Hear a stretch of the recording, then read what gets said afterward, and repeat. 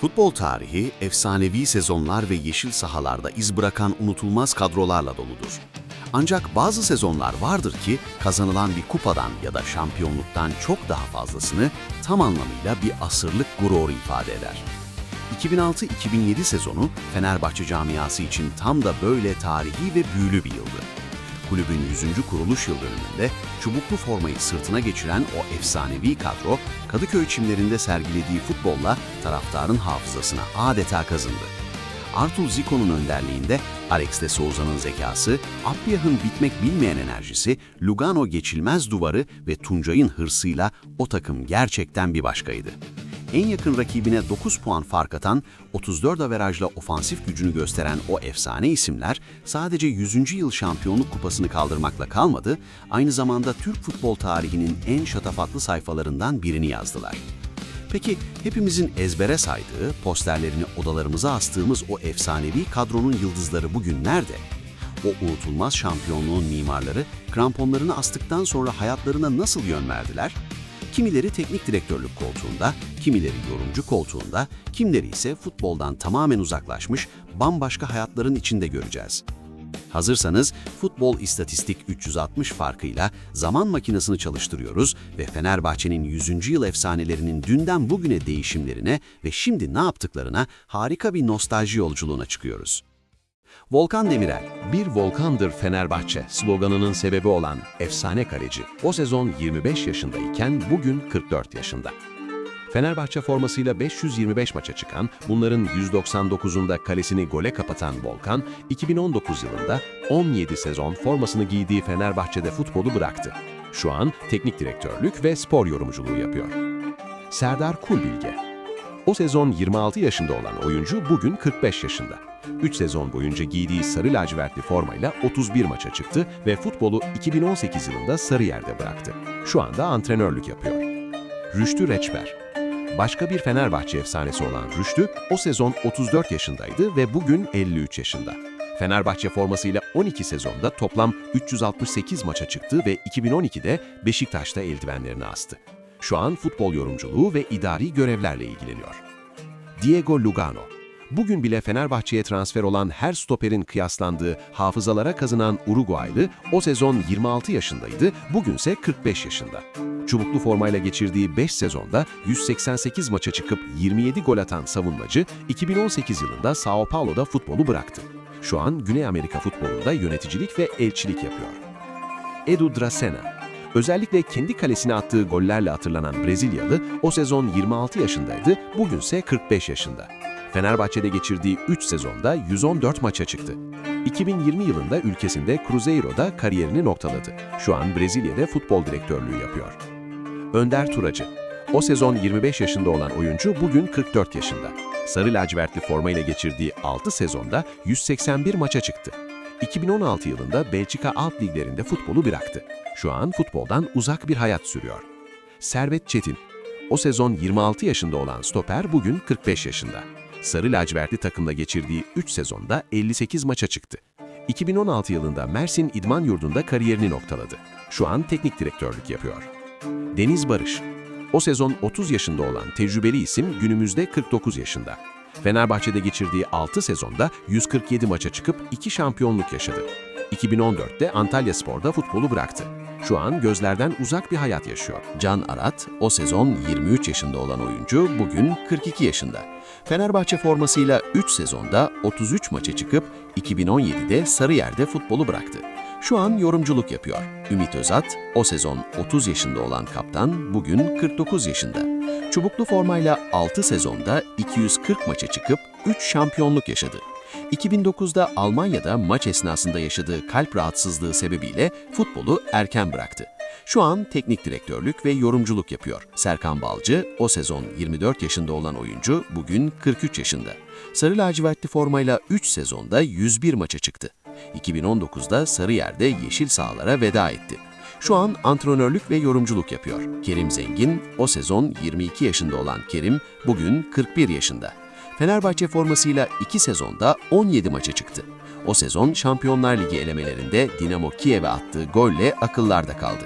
2015'te Karabükspor'da kariyerini noktaladı. Şu an özel sektörde kendi işleriyle ilgileniyor. Stephen Appiah, ikonik gol sevinci, bitmek bilmez enerjisi ve takımı ateşleyen ruhuyla hafızalardan silinmeyen Ganalı, o sezon 26 yaşındaydı, bugünse 45 yaşında. Çubuklu formayla çıktığı 90 maçta 17 gol ve 11 asistle unutulmazlar arasına girip 2012'de futbolu bıraktı. Şu an Gana'da futbol elçiliği yapıyor. Eğer yaşadığı sakatlıklar olmasaydı Fenerbahçe kariyeri sizce nasıl olurdu?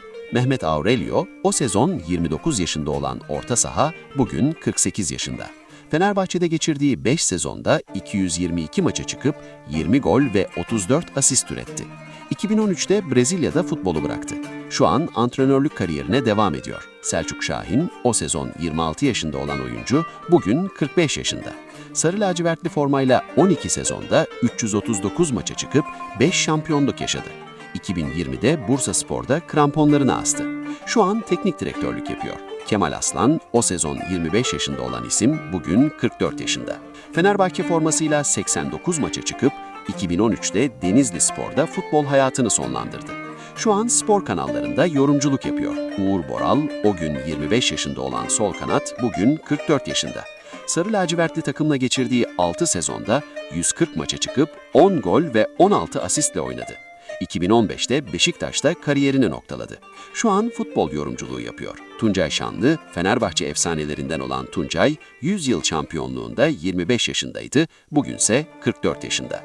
Fenerbahçe forması giydiği 10 sezonda 207 maçta 77 gol ve 33 asiste imza atıp 2015'te Hindistan'da futbolu bıraktı. Şu an Fenerbahçe altyapısında gelişim antrenörlüğü yapıyor. Mehmet Yozgatlı, o gün 28 yaşında olan kanat oyuncusu, bugün 47 yaşında. Çubuklu formayla geçirdiği 3 sezonda 118 maçta 22 gol, 17 asistlik katkı verip 2011'de Çaykur Rizespor'da futbolu bıraktı. Şu an antrenörlük yapıyor. Olcan Adın, O sezon 22 yaşında olan genç yetenek bugün 41 yaşında. Fenerbahçe formasıyla 186 maça çıktı. 2019'da Antalyaspor'da kramponlarını astı. Şu an Kocaelispor'da yardımcı antrenörlük yapıyor. Alper Balaban, o sezon 19 yaşında olan ve Fenerbahçe'de bir resmi maça çıkan genç oyuncu, ne yazık ki 2010 yılında henüz 22 yaşındayken Almanya'da geçirdiği trafik kazası sonucu hayatını kaybetti. Murat Hacıoğlu, o gün 28 yaşında olan oyuncu, bugün 47 yaşında. Fenerbahçe formasıyla 14 maçta oynadı. 2018'de alt liglerde kariyerini sonlandırdı. Şu an antrenörlük yapıyor. Alex de Souza, onu anlatmaya kelimeler yetmez. Fenerbahçe tarihinin en iz bırakan yabancı futbolcusu. Dünya üzerinde aktif futbol hayatı devam ederken heykeli dikilen tek futbolcu. 100. yılda 29 yaşında olan efsane kaptan bugün 48 yaşında. O sezon 19 gol, 12 asist yaparak gol kralı oldu. Fenerbahçe kariyerinde 362 maça çıkıp 170 gol ve 144 asistlik inanılmaz bir istatistik yakaladı. 3 Süper Lig şampiyonluğu, 2 kez gol kralı oldu ve 2 kez yılın futbolcusu seçildi. 2014'te Coritiba'da futbolu bıraktı.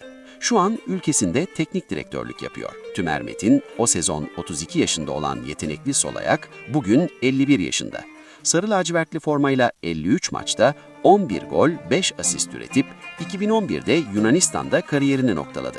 Şu an futbol yorumculuğu yapıyor. Mateja Kezman, o gün 27 yaşında olan santrafor, bugün 46 yaşında. Fenerbahçe formasıyla 69 maçta 30 gol, 11 asiste imza attı. 2012'de futbolu Çin'de bıraktı. Şu an üst düzey bir futbol menajeri olarak çalışıyor. David de Souza, en önemli maçlarda attığı kritik gollerle hafızalara kazınan David, 100. yılda 27 yaşındaydı. Bugün 46 yaşında. Sarı lacivertli takımla geçirdiği 4 sezonda 150 maçta 40 gol ve 24 asistlik muazzam bir katkı verip bir şampiyonluk yaşadı. 2014'te Brezilya'da yeşil sahalara veda etti. Şu an sportif direktörlük yapıyor. Zafer Biryol, o sezon 30 yaşında olan oyuncu, bugün 49 yaşında. Fenerbahçe'de 3 maça çıkıp 2010'da futbolu bıraktı. Şu an futbol dünyasından tamamen uzaklaştı. Semih Şentürk, o sezon 24 yaşında olan genç Semih, bugün 43 yaşında. Fenerbahçe formasıyla 12 sezonda 280 maça çıkıp 86 gol, 51 asistle kulüp efsaneleri arasına girerek 2 şampiyonluk, 1 gol krallığı yaşadı. 2018'de kariyerini Eskişehir'de noktaladı. Şu an yorumculuk yapıyor. Zico, oynattığı futbolla gönüllerde taht kuran Brezilyalı teknik direktör, 2 sene kaldığı Fenerbahçe'de 107 maça çıkıp 2,03'lük puan ortalaması yakaladı. 100. yılda 53 yaşında olan teknik direktör bugün 72 yaşında. Şu an ülkesinde Flamengo takımında kulüp temsilciliği yapıyor. Aziz Yıldırım o gün 55 yaşında olan ve kulüpte 20 yıl görev yapan efsane başkan bugün 74 yaşında.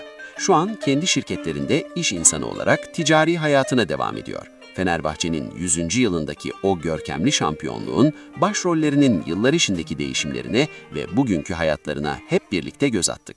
Üzerinden yıllar geçse de o kadronun sahada sergilediği tutku ve tribünlerde yaşattığı o büyük coşku hala ilk günkü gibi taptaze. Peki sizin o efsane 100. yıl kadrosunda en unutamadığınız, keşke bugün de sahada olsa dediğiniz efsane isim kimdi? Fikirlerinizi ve anılarınızı hemen aşağıdaki yorumlar kısmında benimle paylaşmayı unutmayın. Eğer bu nostalji yolculuğu hoşunuza gittiyse videoyu beğenerek bana destek olabilir ve futbol dünyasından daha fazla hikaye ve öncesi sonrası içerikleri için kanalıma abone olabilirsiniz. Yeni bir efsane kadro ve yepyeni bir hikayede görüşmek üzere. Futbolla kalın, hoşça kalın.